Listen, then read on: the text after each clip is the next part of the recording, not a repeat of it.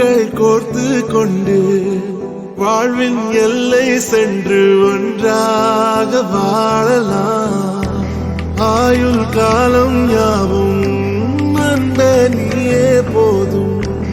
இமைகள் நான்கும் போர்த்தி இதமாய் நாம் தூங்கலாம். நீயும் நானும் வந்து கண்கள் கோர்த்து கொண்டு முதல் நீ முடிவும் நீ மூன்று காலம் நீ கடல் நீ கரையும் நீ